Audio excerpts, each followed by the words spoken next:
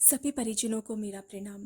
आज से मैं शुरुआत कर रही हूँ परम पूज्य गुरुदेव की पुस्तक हमारी वसीयत और विरासत की, जिसमें परम पूज्य गुरुदेव के जीवन के सारे ही घटनाक्रम लिखे हुए हैं। तो चलिए आज से शुरुआत करते हैं। जीवन के सौभाग्य का सूर्योदय। हमारे जीवन का 75वां वर्ष पूरा हो चुका। इस लंबी अवधि में मात्र एक काम करने का मन हुआ और उसी को करने में जुट गए। वह प्रयोजन था साधना से सिद्धि का अन्वेषण, पर्यवेक्षण। इसके लिए यही उपयुक्त लगा कि जिस प्रकार अनेक वैज्ञानिकों ने पूरी पूरी जिंदगियां लगाकर अन्वेषण कार्य किया और उसके द्वारा समूची मानव जाति की महती सेवा संभव हो सकी, ठीक उसी प्रकार यह देखा जाना चाहिए कि पुरातन काल से चली आ रही साधना से सिद्धि की प्रक्रिया का सिद्धांत सही है या गलत। इसका परीक्षण दूसरों के ऊपर न करके अपने ऊपर किया जाए। यह विचारना 10 वर्ष की उम्र में उठी एवं 15 वर्ष की आयु तक निरंतर विचार क्षेत्र में चलती रही। इसी बीच अन्यान्य घटनाक्रमों का परिचय देना हो तो इतना ही बताया जा सकता है कि हमारे पिताजी अपनी सहपाठी महामना मालवीय जी के पास हमारा उपनयन संस्कार कराने लाए। उसी को गायत्री दीक्षा कहा गया। ग्राम के स्कूल में प्राइमरी पाठशाला तक की पढ़ाई की। पिताजी ने ही लघु कौमुदी सिद्धांत के आधार पर संस्कृत व्याकरण पढ़ा दिया। वे श्रीमद् भागवत की कथाएं कहने राजा महाराजाओं के यहाँ जाया करते थे, मुझे भी साथ ले जाते। इस प्रकार भागवत का आद्योपांत वृत्तांत याद हो गया। इसी बीच विवाह भी हो गया। पत्नी अनुशासन प्रिय, परिश्रमी, सेवा भावी और हमारे निर्धारणों में सहयोगिनी थी। बस समझना चाहिए कि 15 वर्ष समाप्त हुई। संध्या वंदन हमारा नियमित क्रम था। मालवीय जी ने गायत्री मंत्र की विधिवत दीक्षा दी थी और कहा था कि यह ब्राह्मण की कामधेनु है, इसे बिना नागा किए जपते रहना। 5 माला अनिवार्य, अधिक जितनी हो जाए उतनी उत्तम। उसी आदेश को मैंने गांठ बांध लिया और उसी क्रम को अनवरत चलाता रहा, जो अनायास ही हमारे ऊपर 15 वर्ष की उम्र में बरसी और वैसा ही सुयोग बनता चला गया, जो हमारे लिए विधि द्वारा पूर्व से ही नियोजित था। हमारे बचपन में सोचे गए संकल्प को प्रयास के रूप में परिणत होने का सहयोग मिल गया। 15 वर्ष की आयु थी, प्रातः की उपासना चल रही थी। वसंत पर्व का दिन था। उस दिन ब्रह्म मुहूर्त में कोठरी में ही सामने प्रकाश पुंज के दर्शन हुए। आंखें मलकर देखा कि कहीं कोई भ्रम तो नहीं है। प्रकाश प्रत्यक्ष था। सोचा कोई भूत प्रेत या देव दानव का विग्रह तो नहीं है। ध्यान से देखने पर भी वैसा कुछ लगा नहीं। विस्मय भी हो रहा था और डर भी लग रहा था। स्तब्ध था। प्रकाश के मध्य में एक ऐसे योगी का सूक्ष्म शरीर उभरा। सूक्ष्म इसलिए कि छवि तो देख पड़ी, पर वह प्रकाश पुंज के मध्य अधर में लटकी हुई थी। यह कौन है? आश्चर्य। उस छवि ने बोलना आरंभ किया। वह कहा, हम तुम्हारे साथ कई जन्मों से जुड़े हैं, मार्गदर्शन करते आ रहे हैं। अब तुम्हारा बचपन छूटते ही आवश्यक मार्गदर्शन करने आए हैं। संभवतः तुम्हें पूर्व जन्मों की स्मृति नहीं है, इसी से भय और आश्चर्य हो रहा है तुम्हें। पिछले जन्मों का विवरण देखो और अपना संदेह निवारण करो। उनकी अनुकंपा हुई और योग निद्रा जैसी झपकी आने लगी। बैठा रहा, पर स्थिति ऐसी हो गई मानो मैं निद्राग्रस्त हूँ। तंत्रा सी आने लगी। योग निद्रा कैसी होती है, इसका अनुभव मैंने जीवन में पहली बार किया। ऐसी स्थिति को ही जागृत समाधि भी कहते हैं। इस स्थिति में डुबकी लगाते ही एक एक करके मुझे अपने पिछले कई जन्मों का दृश्य कर्मशः ऐसा दृष्टिगोचर होने लगा मानो वह कोई स्वप्न न होकर प्रत्यक्ष घटनाक्रम ही हो। कई जन्मों की कई फिल्में आंखों के सामने से गुजर गईं।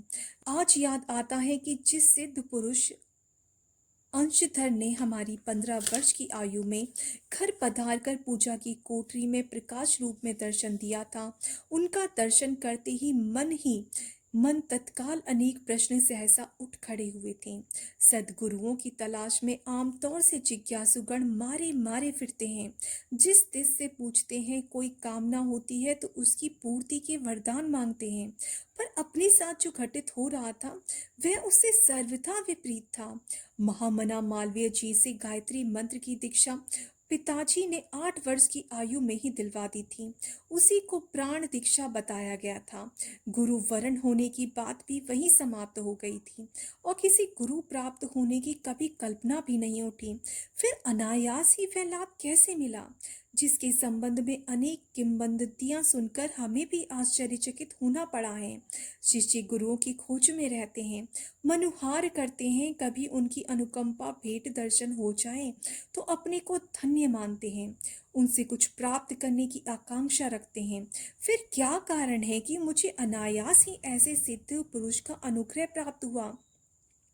यह कोई छदम तो नहीं है।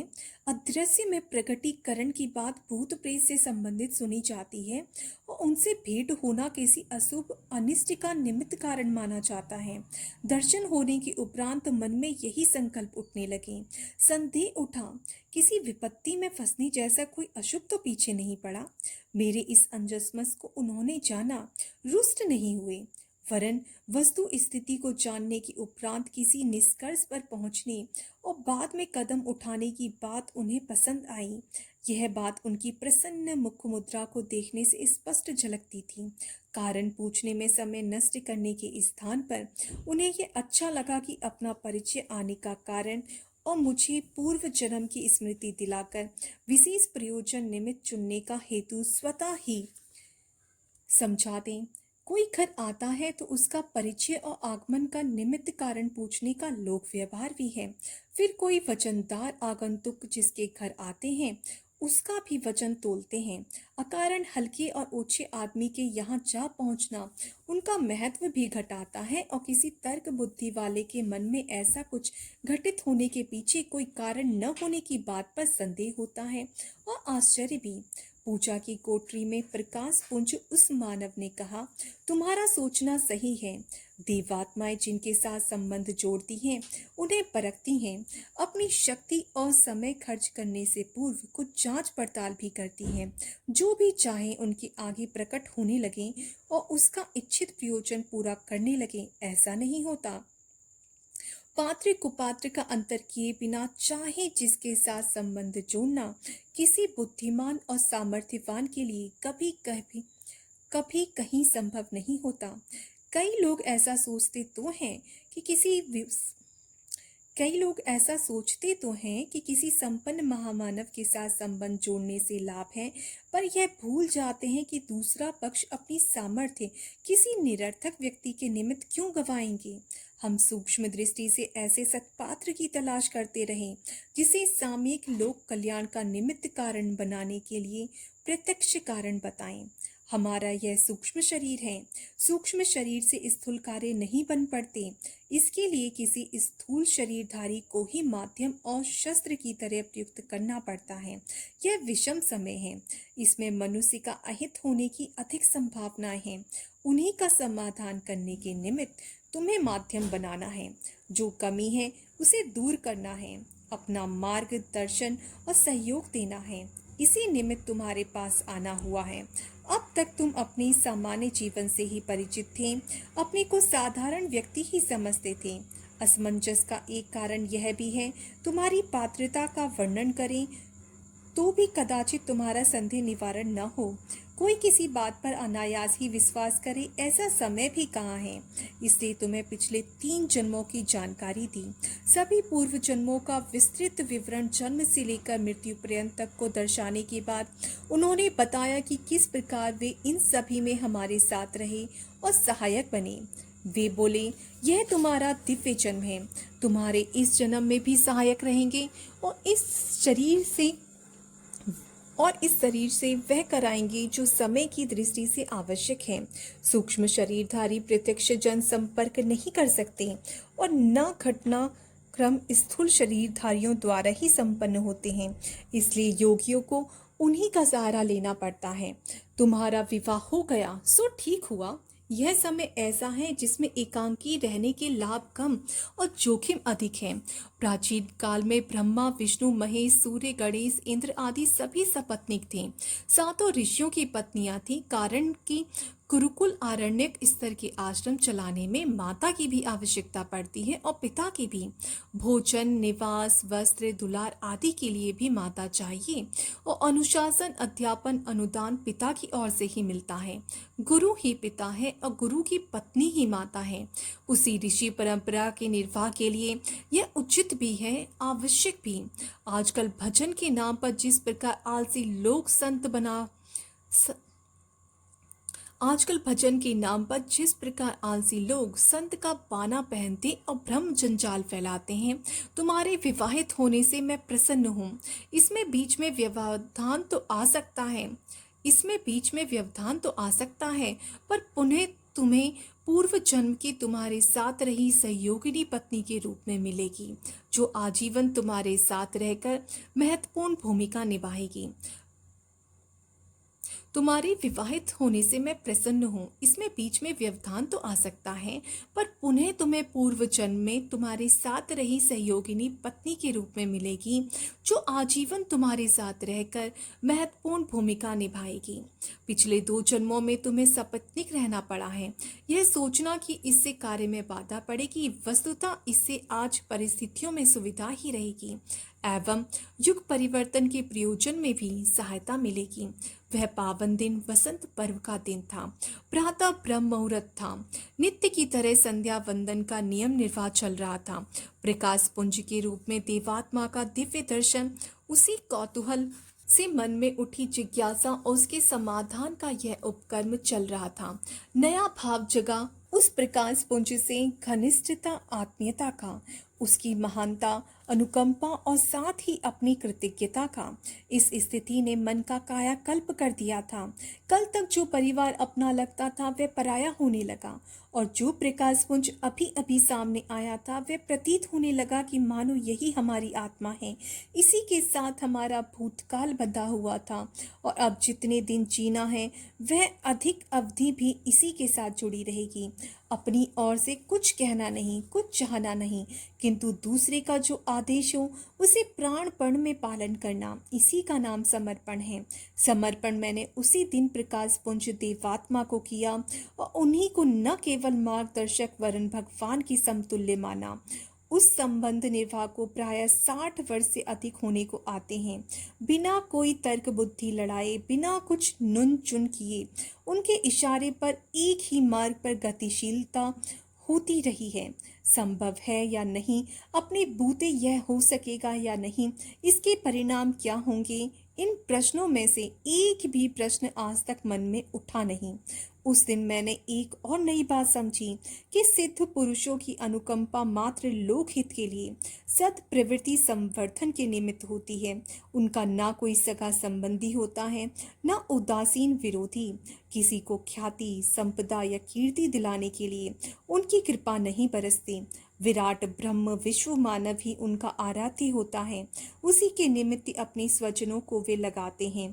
अपनी इस नवोदित मान्यता के पीछे रामकृष्ण विवेकानंद का, समर्थ रामदास शिवाजी का, चाणक्य चंद्रगुप्त का, गांधी विनोबा का, बुद्ध अशोक का गुरु शिष्य संबंध स्मरण हो आया, जिनकी आत्मीयता में ऐसा कुछ न हो, सिद्धि, चमत्कार, कौतुक, कौतूहल दिखाने या सिखाने का क्रियाकलाप चलता रहा हो। समझना चाहिए कि वहाँ गुरु और शिष्य की क्षुद्र प्रवृत्ति है और जादूगर बाजीगरी जैसा कोई खेल खिलवाड़ चल रहा है। गंध बाबा चाहे जिसे सुगंधित फूल सुंघा देते हैं। बाग बाबा अपनी कुटी में बाघ को बुलाकर बिठा लेते हैं। समाधि बाबा कई दिन तक जमीन में गड़े रहते हैं। सिद्ध बाबा आगंतुकों की मनोकामना पूरी करते थे। ऐसी ऐसी जनश्रुतियां भी दिमाग में घूम गईं और समझ में आया कि यदि इन घटनाओं के पीछे मिसमैरिज में स्तर की जादूगरी थी तो महान कैसे हो सकते हैं। ठंडे प्रदेश में गुफा में रहना जैसी घटनाएं भी कौतूहल वर्धक ही हैं। जो काम साधारण आदमी न कर सके उसे कोई एक करामात की तरह कर दिखाए तो इसमें कहने भर की सिद्धाई है। मौन रहना, हाथ पर रखकर भोजन करना, एक हाथ ऊपर रखना, झूले पर पड़े पड़े समय गुजारना जैसे असाधारण कर्तव्य दिखाने वाले बाजीगर सिद्ध हो सकते हैं। पर यदि कोई वास्तविक सिद्ध या शिष्य होगा तो उसे पुरातन काल के लोक मंगल के लिए जीवन उत्सर्ग करने वाले ऋषियों के राजमार्ग पर चलना पड़ा होगा। आधुनिक काल में भी विवेकानंद, दयानंद, कबीर, चैतन्य, समर्थ की तरह उसी मार्ग पर चलना पड़ा होगा। भगवान अपना नाम जपने मात्र से प्रसन्न नहीं होते, न उन्हें पूजा प्रसाद आदि की आवश्यकता है। जो उनके इस विश्व उद्यान को सुरम्य सुविकसित करने में लगते हैं, उन्हीं का नाम जप सार्थक है। यह विचार मेरे मन में उसी वसंत पर्व के दिन दिन भर उठते रहे, क्योंकि उनने स्पष्ट कहा था कि पात्रता में जो कमी है उसे पूरा करने के साथ साथ लोक मंगल का कार्य भी साथ साथ करना है। एक के बाद दूसरा नहीं, दोनों साथ साथ 24 वर्ष पालन करने योग्य नियम बताए। साथ ही स्वतंत्रता संग्राम में एक सच्चे स्वयं सेवक की तरह काम करते रहने के लिए कहा। उस दिन उन्होंने हमारा समूचा जीवन क्रम किस प्रकार चलना चाहिए इसका स्वरूप एवं पूरा विवरण बताया। बताया ही नहीं, स्वयं लगाम हाथ में लेकर चलाया भी। चलाया ही नहीं, हर प्रयास को सफल भी बनाया। उसी दिन हमने सच्चे मन से उन्हें समर्पण किया। वाणी ने नहीं, आत्मा ने कहा, जो कुछ पास में है आपके निमित्त ही अर्पण। भगवान को हमने देखा नहीं, पर वह जो कल्याण कर सकता था वही कर रहे हैं, इसलिए आप हमारे भगवान हैं। जो आज सारे जीवन का ढांचा आपने बताया है उसमें राई रत्ती भर भी प्रमाद न होगा। उस दिन उनने भावी जीवन संबंधी थोड़ी सी बातें विस्तार से समझाई। पहली थी गायत्री महाशक्ति के 24 वर्ष में 24 महापुरुष चरण। दूसरी बात अखंड घृत दीप की स्थापना। और तीसरी बात 24 वर्ष में एवं उसके बाद समय समय पर क्रमबद्ध मार्गदर्शन के लिए 4 बार हिमालय अपने स्थान पर बुलाया। प्राय 6 माह से 1 वर्ष तक अपने समीपवर्ती क्षेत्र में ठहराना। इस संदर्भ में और भी विस्तृत विवरण उनको बताना था, सो बता दिया। विज्ञ पाठकों को इतनी ही जानकारी पर्याप्त है जितना ऊपर उल्लेख है। उनके बताए निर्देशानुसार सारे काम जीवन भर चलते गए एवं वे उपलब्धियां हस्तगत होती रहीं जिन्होंने आज हमें वर्तमान स्थिति में ला बिठाया है। तो ये था हमारी वसीयत और विरासत का पहला अध्याय।